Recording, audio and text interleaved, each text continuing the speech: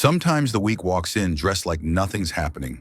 Plain hours, familiar patterns, same sky, same silence. But what if the silence isn't peace? What if it's pause? The kind that holds its breath before the floor drops. Today isn't loud. It doesn't need to be. The signal has already gone out. And while the surface mimics normal, the undercurrent is already tearing through the roots of things. There's a quiet tremor in the system. Most won't feel it. They'll carry on, unbothered, unaware that something irreversible just clicked into motion. This isn't a loop restarting, it's a line snapping. Not destruction, just direction being rewritten without warning. There's no dramatic thunder, no cosmic drum roll. That's what makes it more dangerous. It's happening in the hush. This particular moon isn't screaming, it's listening. And while eyes are turned elsewhere, it's sealing decisions that won't reveal themselves until it's far too late to argue. The reshuffling has already begun, but the proof won't arrive until everything is already in a different place. If something inside you felt still while watching this, it means you're aligning. Subscribe and stay close, because the transmission continues. And maybe that thing, yes, the one that just closed suddenly or slipped away without clear reason, was never meant to be a loss. Maybe it's just stagehands clearing the set before the real scene starts. Recognize that? Then sit with it. Let it register. Those who understand this part are already standing at the new doorway. Some will feel the urge to mark it, maybe with a symbol, maybe with a number. Others will wait. That's fine. Just know this, before the month finishes, a final thread will snap. Almost no one will see it coming, but those who do, they'll know it was always part of the script. Before anything shifts outward, it's worth acknowledging what's been shifting inward. For a while now, there's been a kind of thinning in the noise. Less motion, fewer hands reaching out, more moments spent in the mirror than at the table. It wasn't just mood or coincidence, it was design. A pullback, not from failure or rejection, but as a way to remove the static. Connections loosened, not to punish, but to purify. It's strange, isn't it? How distance can sometimes feel like clarity dressed in loneliness. For many, this phase has stretched longer than expected, lingering like a winter that forgets its end. But the pattern is starting to split open. Something beneath the surface has begun stirring, and it isn't chaos, it's invitation. There might be a message waiting, or a place that suddenly calls louder than before. The shift won't erupt, it will unfold. Softly, just enough to notice the tension between remaining hidden and wanting to re-enter. And the hesitation? That's proof of growth. Reclusion wasn't stagnation, it was incubation. And now that the old shell has thinned, every step forward becomes a test of discernment. Is this return out of need or out of resonance? Here's the real question. What if solitude didn't remove what mattered, but filtered out what never did? On June 3rd, the sky stages a soft collision between two ancient forces, subtle in appearance but volatile in consequence. The moon drifts into the path of Venus, and from a distance it might resemble affection, sweetness, maybe even grace. But look deeper. This is not a moment of peace. It's a flare from a hidden wire. What's rising here isn't tenderness, it's tension, and it wears the costume of longing so convincingly it might trick even the most grounded minds. This isn't the arrival of love. It's the echo of desire that hasn't yet figured out its direction. The pull won't be logical. In fact, it will defy logic entirely. If you understood even part of this, it means the signal is reaching you. Subscribe. The rest will make sense soon enough. An old name might echo, a face might return, or maybe a surge of want that feels strangely familiar, even if the object of it doesn't make sense anymore. But this encounter isn't about reunion, it's about revelation. And what gets revealed might unsettle the story, not because it's wrong, but because it asks an uncomfortable question. Is this pull a signal or a test? There's a difference between resonance and repetition. Sometimes what feels magnetic is really just a blueprint for waking up. Attraction isn't proof, it's an invitation to investigate. What's being craved might not even be a person. It might be a version of self long buried. So pause just for a moment and wonder this. Is it the connection that calls, or the old escape disguised in new clothes? Just when the emotional script seems predictable, the rhythm shifts again. The lunar orbit tightens, not symbolically, literally. There's motion in the sky that many won't notice, but the body will. As the moon leans closer to the sun on the first, and then closer to Earth on the second, something in the background pressure of existence starts to compress. This isn't the return of the past, it's the magnetism of what hasn't arrived yet. The gravitational pull isn't a concept anymore, it's a pulse. Memory gets heavier. Thoughts lose altitude. The mind stops hovering and begins to sink into sensation. And isn't that strange? How proximity can feel like being called home. Emotional weight becomes undeniable, not in a dramatic collapse, but in soft, inescapable ripples. A note in a song leaves the chest tight. An old name resurfaces in a dream. There's a density to the mornings now, not fatigue exactly, but a kind of psychic humidity. This isn't overstimulation, it's resonance. The inner terrain is no longer abstract. It's flesh, it's breath, it's here. And the lunar closeness doesn't come to overwhelm. It comes to press the heart into the spine, to remind the soul that embodiment is not a burden. It's the bridge. And if anything starts stirring inside, pause and ask, is this a breakdown or the beginning of re-entry into the body? And here's where the illusion thins. The closer the lunar body draws, the more it disturbs the sediment beneath the surface. What was thought to be resolved turns out to have only been quiet. Patterns long ignored start humming again, subtle but insistent. It's not regression, it's retrieval. This orbit isn't dragging energy downward, it's pulling consciousness inward. There's a difference. What unfolds now isn't a call to detach or transcend, but to open deliberately. If this phase is resisted, it will recycle itself in harsher forms. But here's the strange part. By the time it loops again, the self-observing it will already be altered. Time won't wait for clarity. The choice is between precision or disorientation. If you felt something here, like it was meant just for you, maybe it was. Subscribe. No need to explain it. Just stay. The new moon on June 3rd won't arrive with fanfare. It doesn't sparkle. It doesn't inspire. It simply empties. There's no grand invitation, just a room with nothing left in it, a space recently vacated and quietly echoing. And that vacuum is intentional. Positioned between the moon's heavy descent and its looming encounter with the force of expansion, this moment lives in a pocket that's both restrictive and full of promise. And somewhere in that stillness stands a mind, wondering whether the lack of direction is a sign of failure or a setup for discovery. So ask, is the blankness resisting you or waiting for something only you can place there?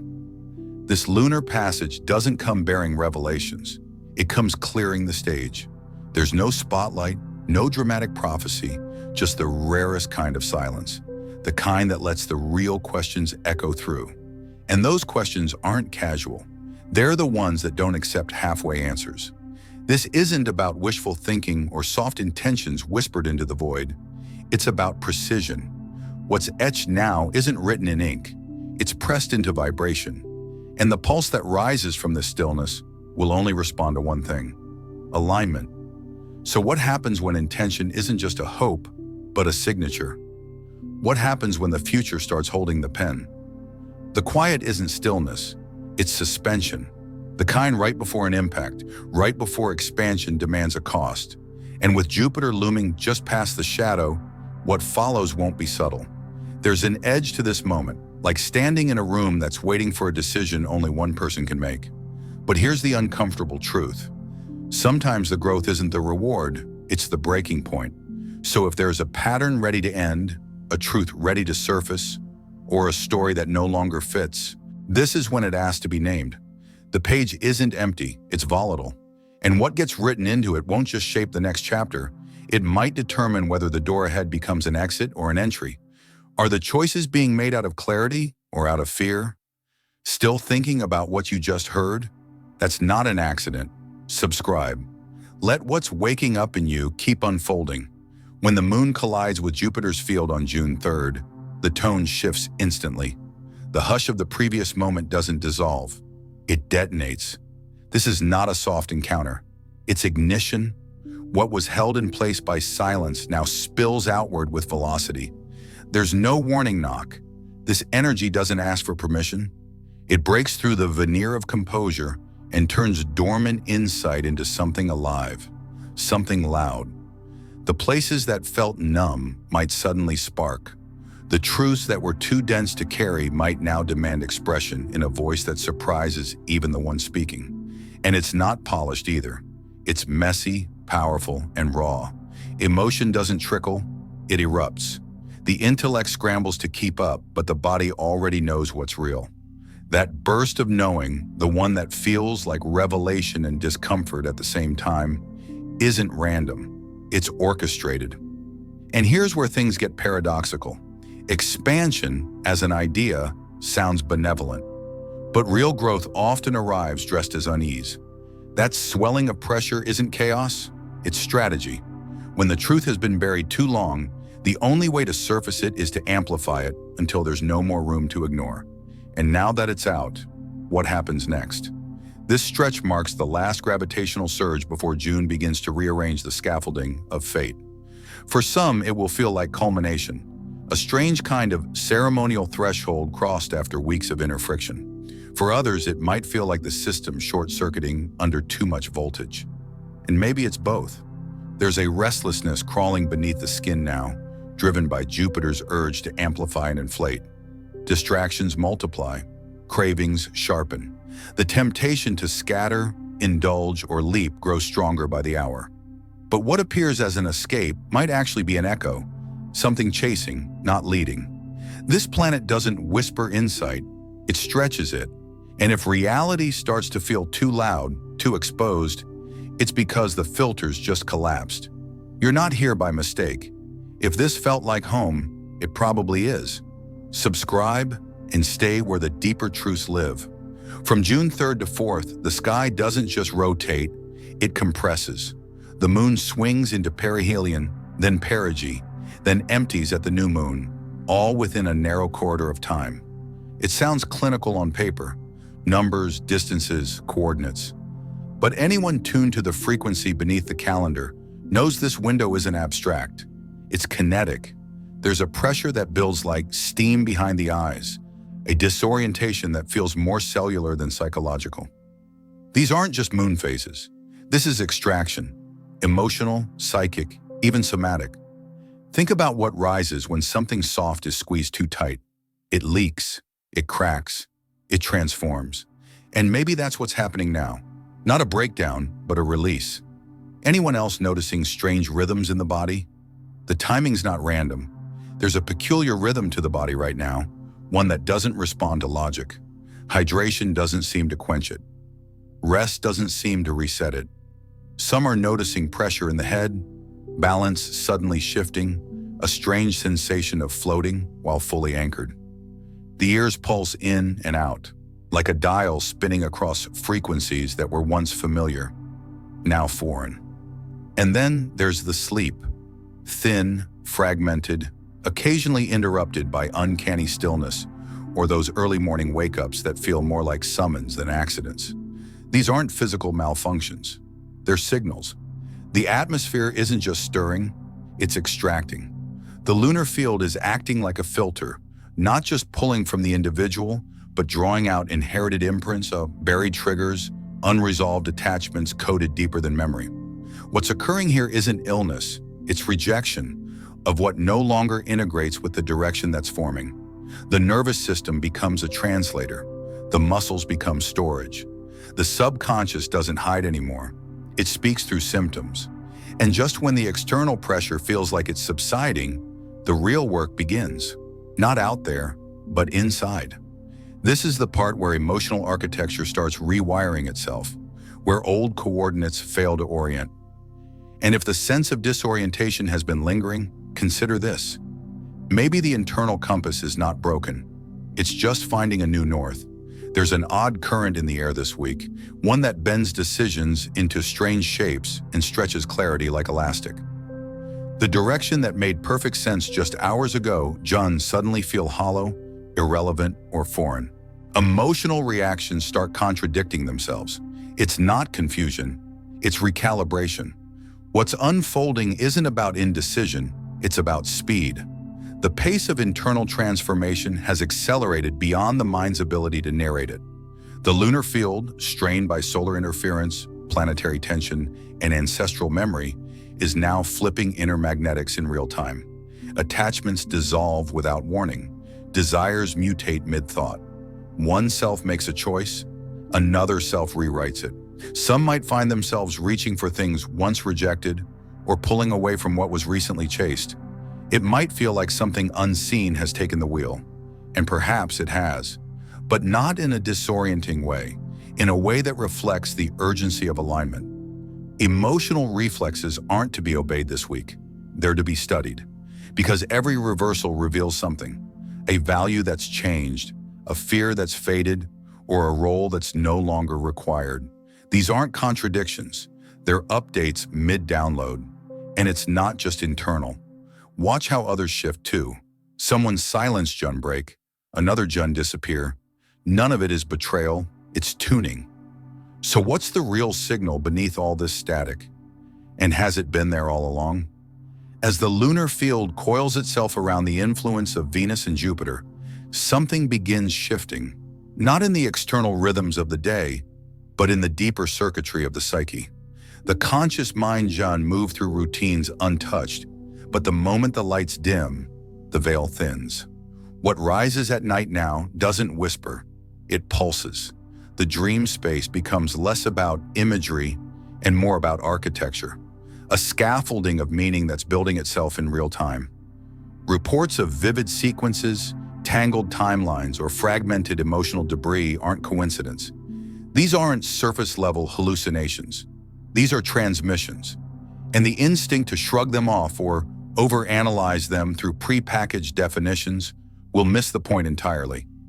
Those chase sequences, endless corridors, collapsing stairwells. They're not coming for harm. They're highlighting inertia. The figure in pursuit isn't a threat. It's a fragment looking for reintegration. The descent, the drowning, the being trapped. These are pressure points, not punishments. They're maps, not warnings. What's being revealed here is the part of the soul that stopped waiting for permission to speak. And now that the ego is asleep, the message arrives unfiltered. The body can wake, but the emotional residue lingers, clinging like static. Old connections resurface in new shapes. Unknown places feel loaded with memory. That's not illusion. That's timeline architecture folding in on itself. This isn't dream as release, it's dream as rerouting. And the most important insight this week might not flash across the sky. It might whisper from the unconscious in riddles and surreal symbols, because that's where the real coordinates hide. The most disorienting moments might carry the deepest instructions. So maybe ask, what if the shadow is trying to lead, not block? And what if the fear is just the signal that the soul is finally ready to decode what's been buried beneath every sleepless night? Distancing isn't always abandonment. Sometimes it's internal static rising louder than external connection.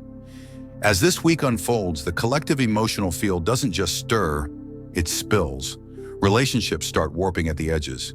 Energetic leakage becomes visible in strange behavior. Sudden silences, sharp exits, uncharacteristic oversharing. This isn't collapse, it's reconfiguration. Something ancient is moving through the background code, forcing frequency shifts people can't quite name yet. The result? Confusion masquerading as flakiness, discomfort dressed up as disconnection. Not because the bonds are false, but because the bandwidth is overloaded. A quiet friend turns reactive. An old contact appears without explanation. An otherwise composed figure breaks into emotional static mid-sentence. This isn't drama, it's data, and it's happening everywhere. The current lunar configuration isn't just reflecting moods, it's amplifying them. People are short-circuiting under invisible pressure, recalibrating faster than their personality structures can keep up. What looks like inconsistency, Jun, actually be release. What feels like rejection, Jun, just be someone trying to find footing in a reality that's shifting under them. Ask this, is the glitch personal or is it planetary? The key isn't to demand clarity. It's to watch what surfaces when people stop editing themselves. Who folds? Who pivots? Who resurfaces through the noise, even if awkwardly? The moon's influence this week isn't about harmony. It's about exposure. Not everything said will make sense. Not every reaction will be rational, but everything will reveal something.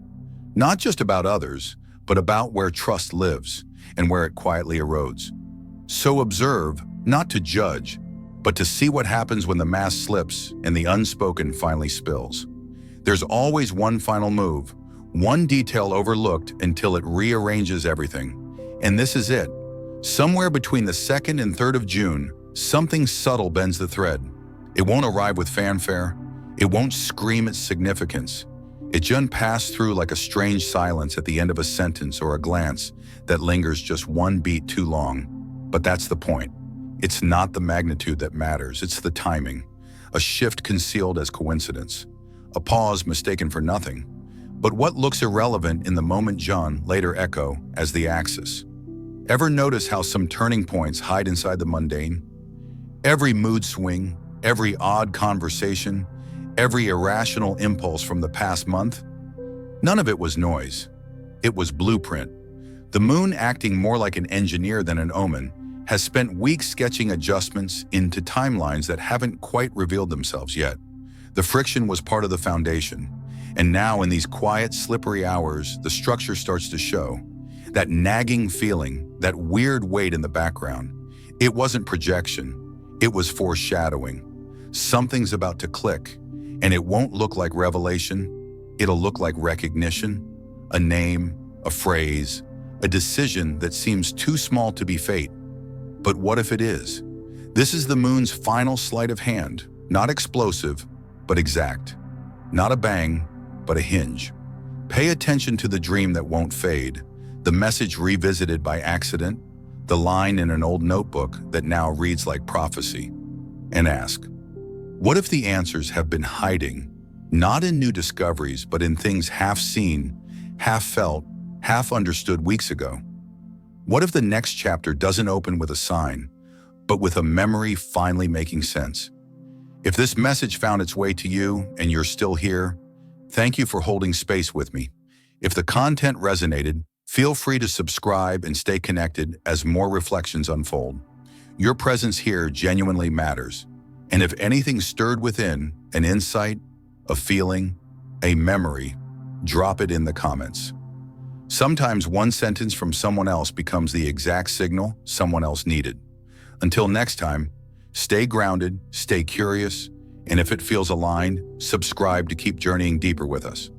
Don't mistake the closing of a cycle for the disappearance of its purpose. Endings rarely declare themselves with clarity. More often, they fade quietly, leaving fragments behind for the attentive to gather. This particular stretch doesn't conclude with finality. It leaves a cipher embedded in silence. The last message doesn't arrive with ceremony, it arrives sideways.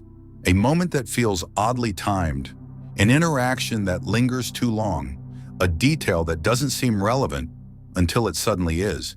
And that's the essence of this phase. Not resolution, but encoding. Not answers, but activation. Jun's final days aren't collapsing. They're compressing, folding time into a small space, like a sealed envelope waiting for the right mind to open it. What seemed like random noise, Jun soon sharpened into signal, but not immediately. The meaning is delayed by design. It waits until the psyche catches up to the energy, until the pattern around it builds enough to make sense of the piece. So instead of forcing understanding, this is the moment to observe, to let what doesn't make sense rest quietly until it does. Is it possible the future doesn't step forward? What if it waits for the moment someone finally sees what was always there? Because this isn't just a shift in calendar, it's a transfer of power. Jun sets the code. Jules applies it. The wisdom, the data, the realization, it's already been delivered. The question is, will it be recognized when it finally unfolds? If the echo still lingers and the mind is still tracking this thread, then that means something found resonance. And for that, genuinely, thank you. In a world of noise, depth is a rare frequency. The fact that this space was held, even for a few minutes, says more than numbers ever could. If these reflections stirred something, clarity, curiosity, even contradiction, consider staying connected. This dialogue isn't built on algorithms, it's built on alignment. And perhaps there's something worth sharing. A dream, a shift, a single moment that wouldn't leave quietly. Place it in the space below, not as validation, but as continuation. Others might be tracing the same pattern. And if this journey felt like a conversation that deserves more chapters, let that be known. Signals matter. Engagement isn't about ego, it's about evolution. So if this frequency feels right, follow it, because the next transmission might already be forming. Until the current loops back again, take care of the inner terrain. Something unseen is always listening.